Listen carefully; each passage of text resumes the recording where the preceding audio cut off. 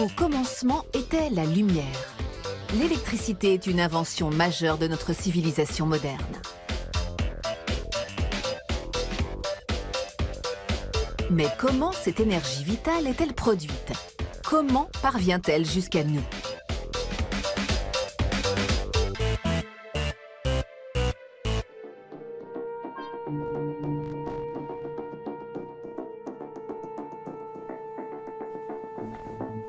Bei so einer blöden Aufladung war das Mittelmaß. Pourquoi ces lamelles métalliques flottent-elles en l'air? Tiens, c'est fini. Non, il ne s'agit pas d'un tour de magie, ça marche grâce à l'électricité. Salut, soyez les bienvenus dans Xenius. L'électricité. Cette énergie a beau être partout, on ne sait pas toujours très bien comment elle est produite, ni comment elle arrive dans nos foyers. Nous allons donc essayer d'y voir clair. Et nous vous expliquerons aussi comment ces lamelles peuvent flotter dans l'air. Sans tour de magie. Mais d'abord, découvrons le voyage que fait l'électricité pour arriver jusqu'à nous. L'électricité parcourt souvent plusieurs centaines de kilomètres avant d'atteindre les villes et les villages, car elle est rarement produite sur le lieu de consommation. Partout en Europe, les prises de courant des habitations délivrent du courant alternatif de 50 Hz, qui effectue 50 alternances par seconde. Les transformateurs permettent d'augmenter la tension d'un courant alternatif, très utile pour les grandes distances. Car plus le trajet est long, plus la tension doit être élevée, afin de pousser le courant dans les lignes électriques. La gestion du réseau électrique est complexe. Il faut s'assurer en permanence de l'équilibre entre la production et la consommation. Sinon, gare à l'écroulement du réseau. Pour les longues distances, l'électricité est acheminée dans des lignes à haute tension de 380 000 volts. Pour relier deux régions voisines, une tension de 110 000 volts est nécessaire. Les réseaux de proximité, près des villes et villages, utilisent une tension de 1000 à 50 000 volts. Enfin, la prise de courant domestique délivre du 230 volts. Avant d'arriver dans nos maisons, l'électricité a donc parcouru un long et fascinant voyage.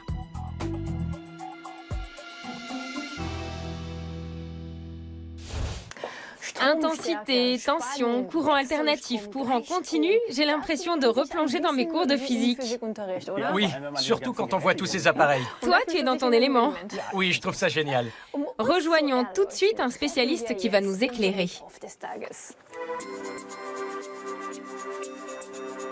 Ralf Hansen est professeur d'électrotechnique à l'Institut universitaire de technologie de Voith à Berlin.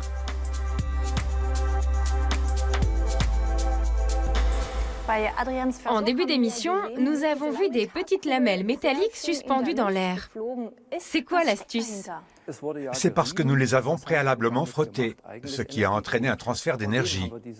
L'explication réside dans la composition de la matière. Celle-ci est composée d'atomes qui sont eux-mêmes composés d'un noyau de protons et de neutrons. Les protons sont chargés positivement et le noyau est entouré d'électrons qui sont chargés négativement. En principe, l'atome est électriquement neutre, car les charges s'annulent. Mais le frottement entraîne un transfert de charge. Un objet en perd, l'autre en gagne. Si je comprends bien, en frottant ce tube contre un tissu, on arrache des électrons au tube.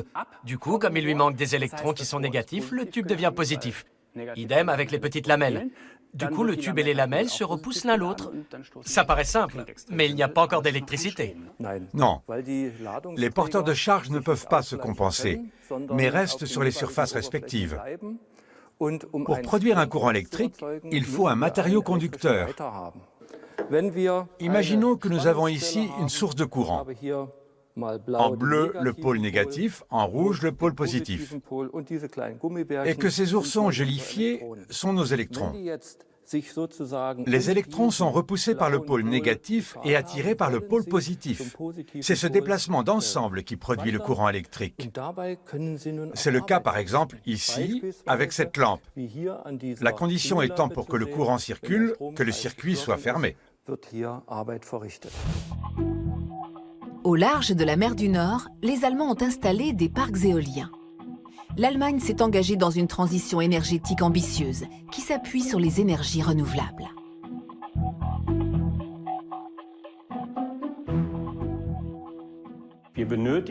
Nous avons besoin d'environ 1000 TWh d'électricité pour couvrir nos besoins en lumière, en mobilité et en chauffage. C'est la raison pour laquelle nous devons exploiter au mieux chaque source d'énergie aussi bien terrestre qu'offshore. Mais comment acheminer l'énergie éolienne jusqu'au continent? Grâce à un système de câbles, sous-marins puis souterrains. D'immenses stations de conversion collectent le courant alternatif issu des parcs éoliens, puis le transforment en courant continu. Lorsque l'électricité est transportée par câble entre seulement 2 points, le courant continu présente un avantage décisif, car dans les câbles intervient un phénomène physique qui prend toute son importance. Le courant alternatif effectue 50 alternances par seconde, de même que le champ magnétique qu'il produit. La résistance du câble entraîne une baisse de tension ainsi qu'une perte de courant. Un problème de taille quand les câbles dépassent les 100 km. Rien de cela avec le courant continu, dont le champ magnétique reste constant. Les pertes de courant sont plus rares. Le câble sous-marin achemine donc du courant continu d'environ 150 000 volts. Le plus grand soin est de mise et les ingénieurs n'ont pas le droit à l'erreur. Les réparations des câbles sous-marins sont des opérations particulièrement lourdes.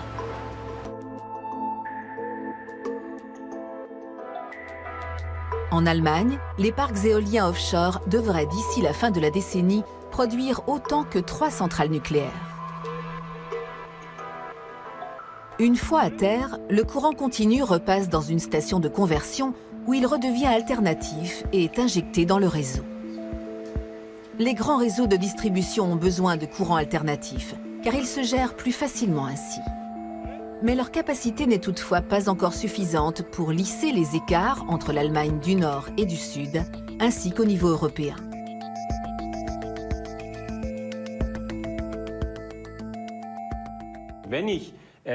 Si on veut miser sur l'électricité renouvelable et supprimer les émissions de CO2, il faut développer le réseau.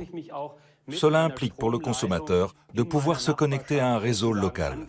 Sinon, il ne pourra pas se fournir en énergie renouvelable. Sans nouveaux câbles, pas d'électricité verte. Outre-Rhin, l'électricité du futur parcourra de plus longues distances que celle produite actuellement.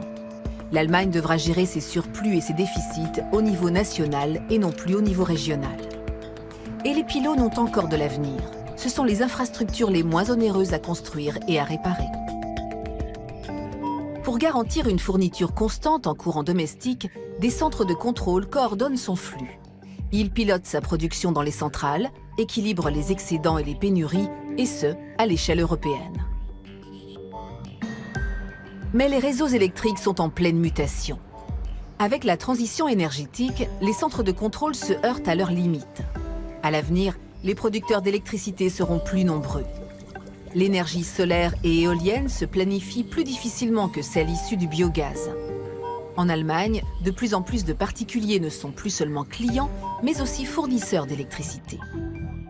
Le réseau de demain sera plus intelligent. Des armoires électriques pilotées par ordinateur sont appelées à se multiplier en ville.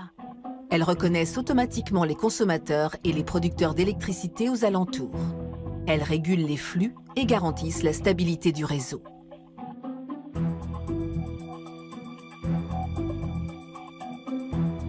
Les réseaux locaux ne s'approvisionneront en électricité extérieure qu'en cas de déficit.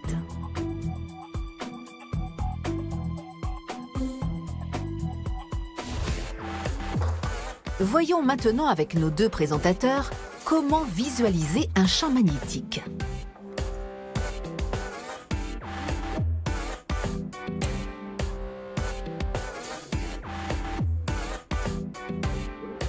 On dirait une œuvre d'art. Oui, c'est très beau.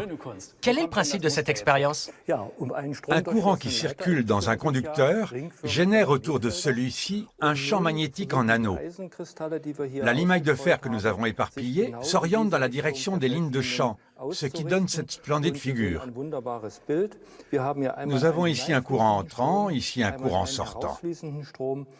Il en résulte deux magnifiques cercles qui se démultiplient ainsi pratiquement à l'infini. Ces cercles permettent donc de voir les lignes de champ magnétique. De les visualiser plutôt. C'est vrai qu'en physique, on se représente les choses. Et imaginons maintenant que j'approche ma carte bancaire du champ magnétique. Vous ne donneriez pas cher de sa peau, je pense. Effectivement, je vous déconseille fortement d'essayer, car les particules magnétiques de votre carte bancaire réagiraient de la même façon, ce qui ne serait pas forcément du goût de votre banque. Oui, parfait pour griller sa carte. Le courant sort de cet appareil, mais on sait qu'il se stocke difficilement. Pourquoi ça? En électrotechnique, on ne connaît malheureusement qu'un seul composant capable de stocker l'énergie électrique. C'est le condensateur. Mais sauf à avoir des dimensions considérables, il ne peut stocker que de faibles quantités. D'où la nécessité de développer des technologies de stockage massif. Le stockage d'électricité pose effectivement un problème, car la conversion du courant entraîne des pertes en ligne qui sont loin d'être négligeables. Passons en revue les solutions de stockage susceptibles de limiter ces pertes. Parmi les technologies de stockage d'énergie les plus répandues, le pompage-turbinage. La centrale est composée de deux retenues d'eau à des hauteurs différentes. En cas de production excédentaire, on stocke l'eau dans la retenue supérieure. Et en cas de demande, on la fait redescendre pour la turbiner et produire de l'électricité. Pour les centrales éoliennes et solaires, appelées à se multiplier et donc à produire de plus en plus d'excédents, l'idéal serait d'avoir un mode de stockage efficace, opérationnel sur le lieu de production. En quête de solutions innovantes, le chercheur Peter Fischer travaille sur des technologies qui répondent à ce cahier des charges, telles que la batterie Redox Flow. Les accumulateurs apportent une solution au stockage intermédiaire des énergies renouvelables, dont la production est fluctuante. Pour ajuster la production à la demande, il faut pouvoir stocker l'énergie en excédent afin de la restituer lorsque le besoin se présente.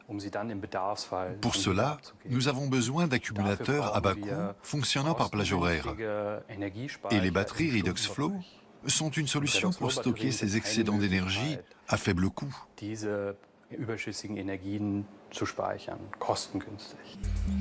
À vrai dire, ce dispositif ressemble plus à une boîte de petits chimistes qu'à une batterie. Le principe est le suivant. Deux électrolytes liquides contenant des ions métalliques et séparés par une membrane spéciale circulent à travers des électrodes. L'échange de charges électriques permet de produire ou d'absorber l'électricité.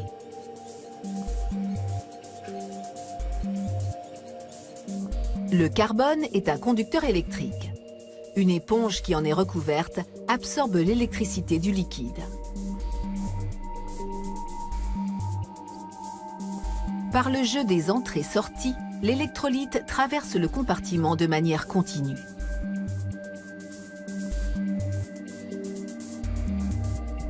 La membrane en plastique ne laisse passer que les particules chargées. La couleur de l'électrolyte indique l'état de charge de la batterie. Verte quand elle est entièrement chargée, jaune quand elle est déchargée. En laboratoire, les chercheurs testent les différents composants du système. En pratique, l'idée est de regrouper les cellules en modules appelés stacks, comme pour une batterie de voiture, afin d'augmenter le rendement énergétique.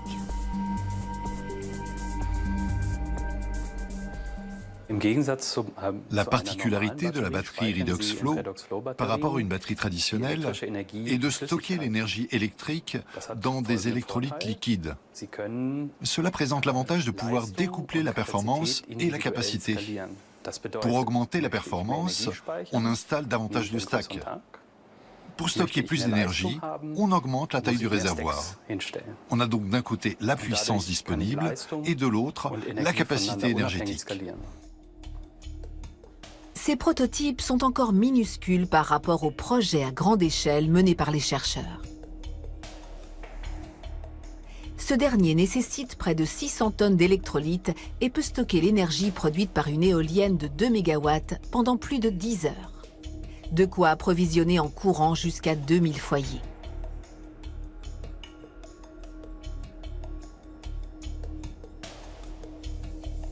Dans une chambre étanche, les chercheurs développent également des batteries lithium-soufre.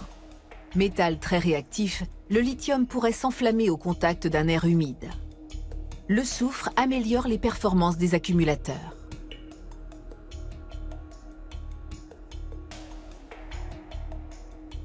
Objectif, augmenter le nombre de cycles charge-décharge. Les cellules n'ont pas encore une durabilité suffisante.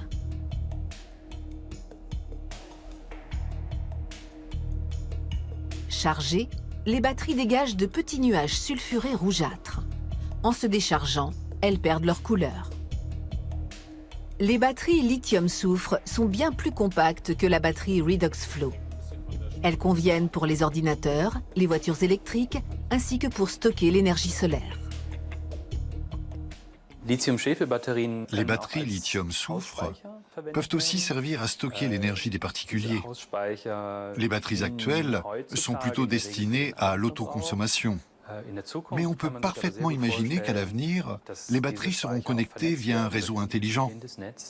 On aurait alors une sorte d'essaim, une super batterie virtuelle qui pourrait être pilotée et utilisée par un fournisseur d'énergie afin de stabiliser le réseau.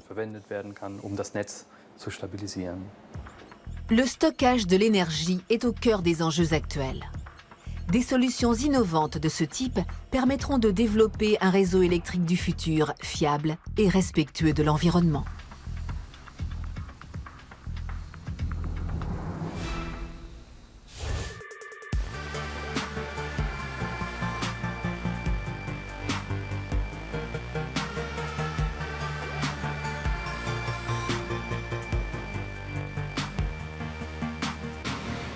Pourrait-il y avoir des problèmes d'approvisionnement si on ne trouve pas de solution efficace pour stocker l'électricité? Effectivement. Comme vous le savez, les installations éoliennes et solaires dépendent respectivement des conditions de vent et d'ensoleillement. Il y a donc un risque de ne pas disposer d'énergie à tel endroit.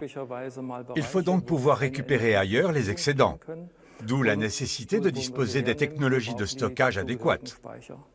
Que se passerait-il si, à un moment donné, on prélevait plus d'électricité sur le réseau qu'il n'en rentre? Ça ne marcherait pas. Le réseau s'écroulerait. Absolument. Plutôt embêtant. Dans ce laboratoire, les étudiants se familiarisent avec la technique des lignes à haute tension.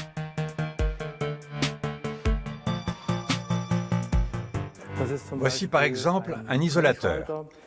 Il sert de point d'accroche entre le câble électrique qui est au-dessus et le pylône de la ligne à haute tension. Il a pour fonction principale d'empêcher le courant qui circule dans le câble de passer dans le pylône. Voici un autre modèle avec un montage dit en triphasé.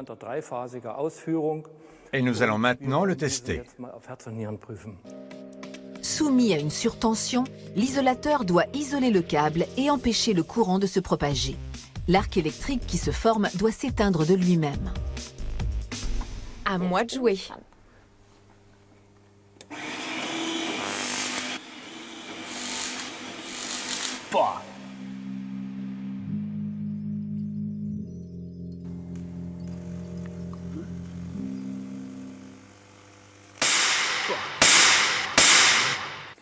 Nous avons vu 2 éclairs.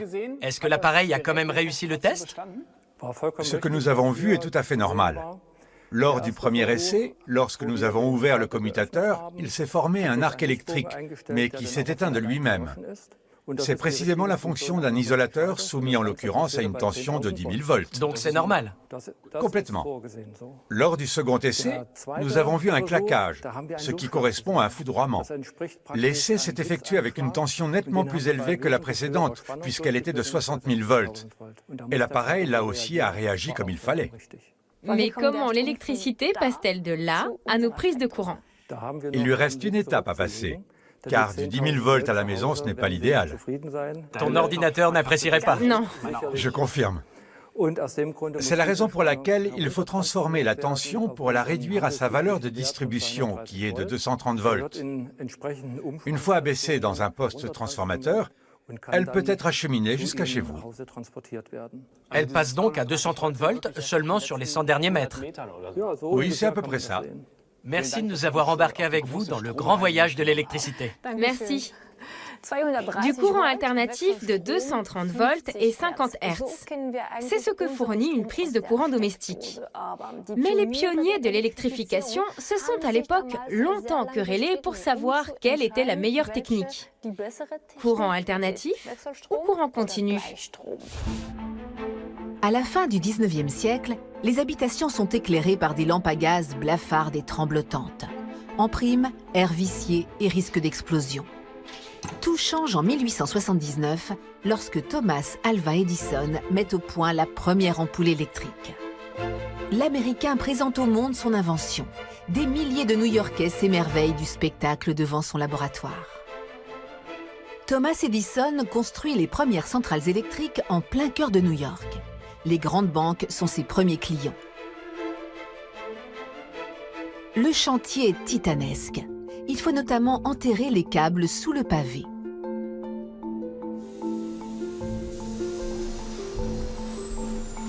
Pour l'éclairage et les ascenseurs, chaque bâtiment a besoin de sa propre centrale, dotée d'une machine à vapeur et d'un générateur de courant continu.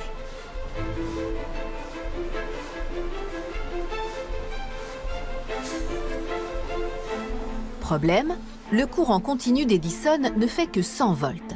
Il ne peut pas être transporté au-delà de 2 km.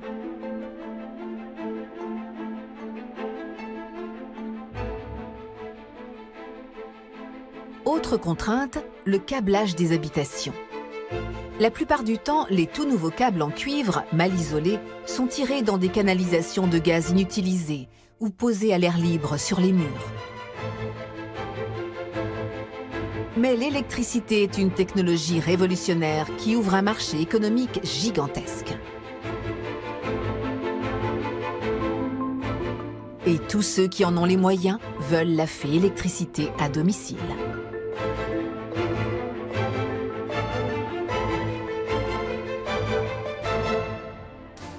La distribution à très faible portée est le principal point faible du courant continu d'Edison.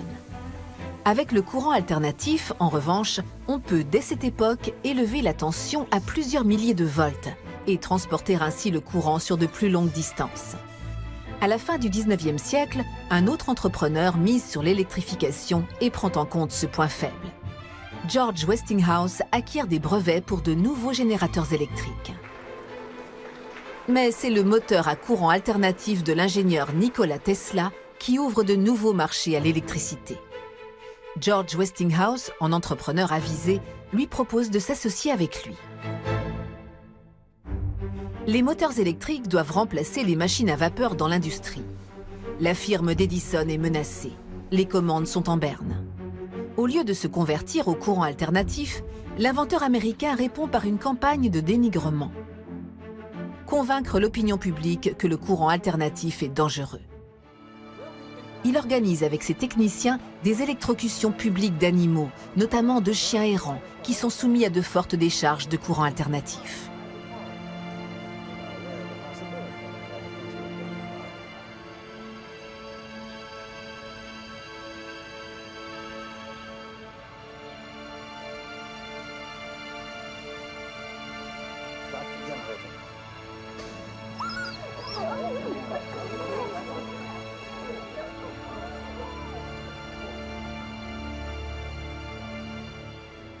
Grand communicant, Thomas Edison enchaîne les triomphes et promeut dans le monde entier son courant continu. Il fait défiler dans Manhattan 400 musiciens portant des casques éclairés à l'électricité. L'inventeur entend ainsi montrer que son courant est inoffensif. Les casques des musiciens sont reliés par câble à un générateur à vapeur roulant. Son ambition, éclairer l'exposition universelle de 1893 à Chicago.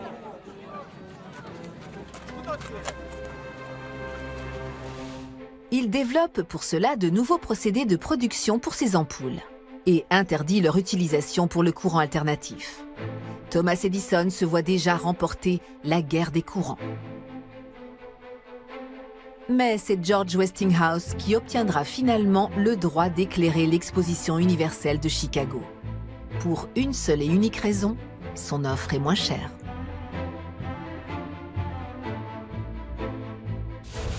Finalement, ce n'est pas plus mal d'avoir à la maison du courant de seulement 230 volts.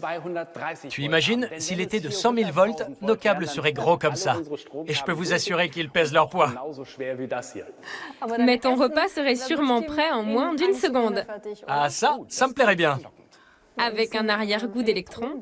Ça, beaucoup moins. Allez, au revoir. Salut, à la prochaine.